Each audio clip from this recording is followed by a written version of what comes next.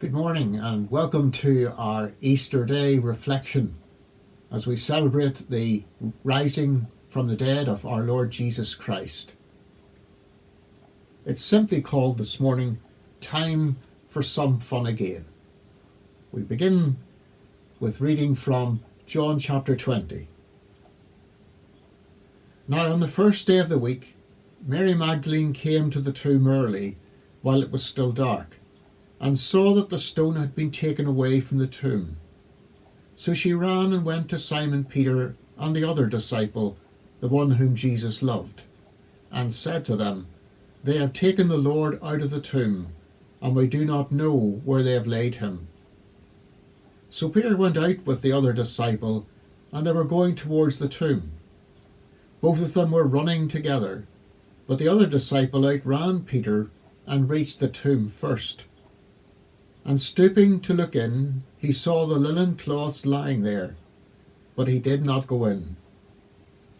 Then Simon Peter came following him and went into the tomb. He saw the linen cloths lying there, and the face cloth which had been on Jesus' head, not lying with the linen cloths, but folded up in a place by itself. Then the other disciple who had reached the tomb first also went in, and he saw and believed. For as yet they did not understand that the scriptures must be fulfilled, and that he might be raised from the dead. Then the disciples went back to their homes. But Mary stood weeping outside the tomb, and as she wept, she stooped to look into the tomb. And she saw two angels in white, sitting where the body of Jesus had lain, one at the head and one at the feet. They said to her, "Woman, why are you weeping?" She said to them, "They have taken away my Lord, and I do not know where they have laid him." Having said this, she turned around and saw Jesus standing, but she did not know that it was Jesus. Jesus said to her, "Woman, why are you weeping? Whom are you seeking?" And supposing him to be the gardener, she said to him, "Sir, if you carried him away, tell me where you have laid him, and I will take him away." Jesus said to her, "Mary."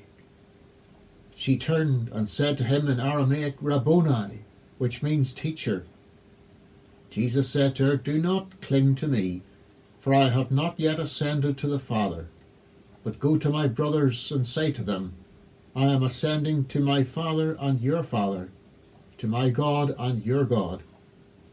Mary Magdalene went and announced to the disciples, "I have seen the Lord," and that he had said these things to her.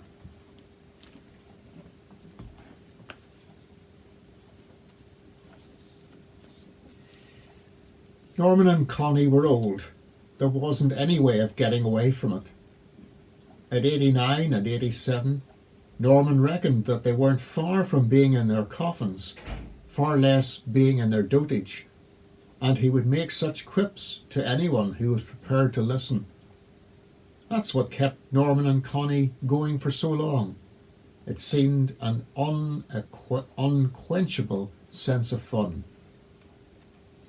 For 57 years of married life, Norman and Connie had enjoyed fun together. Norman was indefatigable with his wisecracks. Connie was a tonic with her infectious laugh. As the years passed and the family expanded through the generations, children, grandchildren and great-grandchildren had shared many fun times with the oldies and marvelled at their spirit and love of life. But the last couple of years had been different. Life in old age had become very serious. Old age doesn't come by itself, Norman was fond of saying, without a smile, as he struggled with the crippling pain of arthritis and the chronic effects of his bronchitis.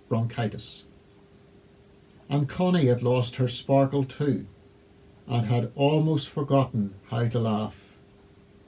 The loss of mobility since her stroke, and her increasing and embarrassing incontinence were harder and harder to bear. So life for Norman and Connie had got to the stage where it wasn't much fun at all. It had become very serious indeed, as days revolved round when pills were due to be taken and when the carers were expected, and wondering what was worth making for tea, and there being nothing good on the telly. The family were great, of course, and the carers were good too, but life was a grind of serious things, and there was little room for fun anymore. The doctor said that they weren't depressed. The family weren't so sure.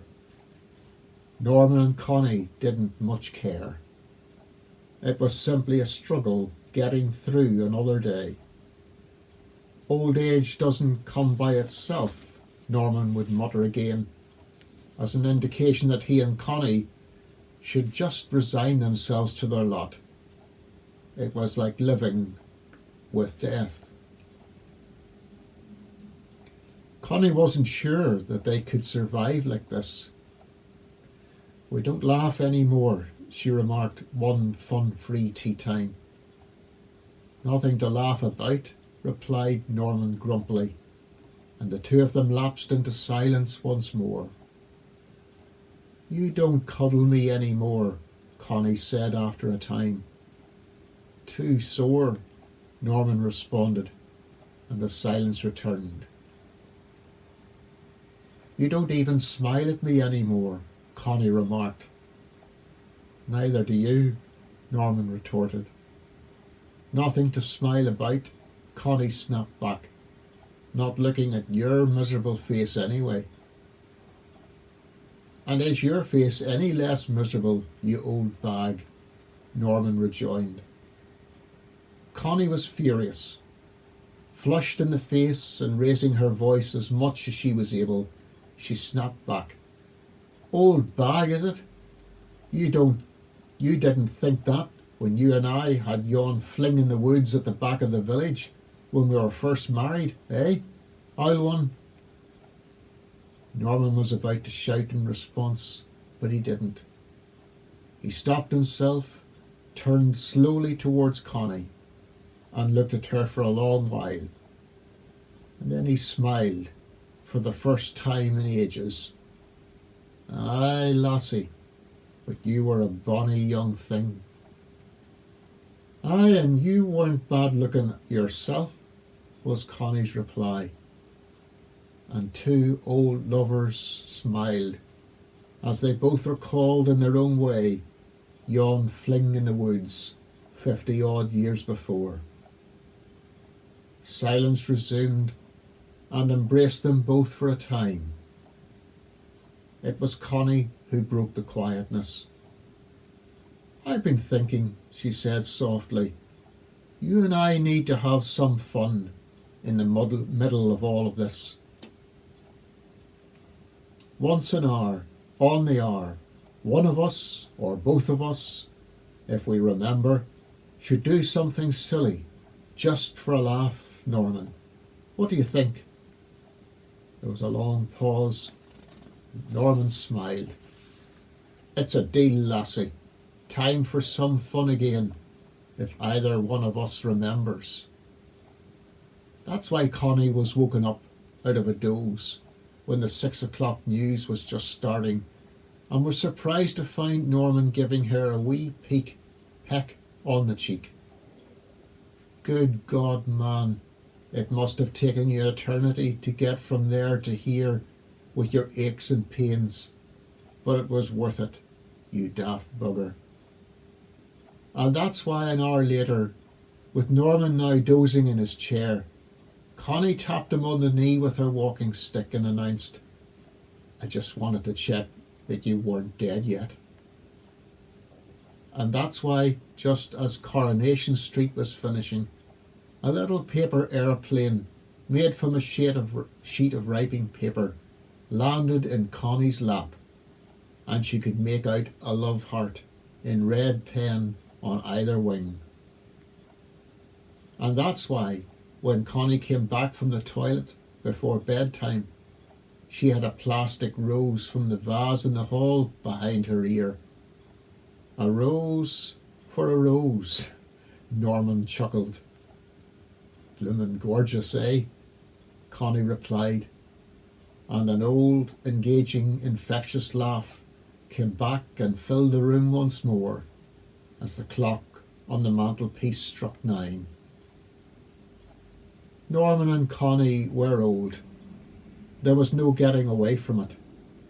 At 89 and 87, Norman reckoned that they weren't far from being in their coffins, far less being in their dotage.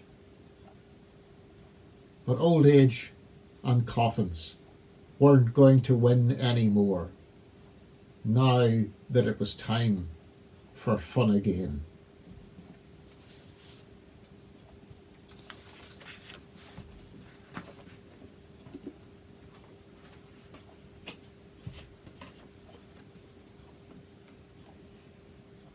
O risen Lord, with hearts ablaze, filled with praise and wonder, we celebrate the truth that death is not the end, that you rose from the grave, opening the way to life for all.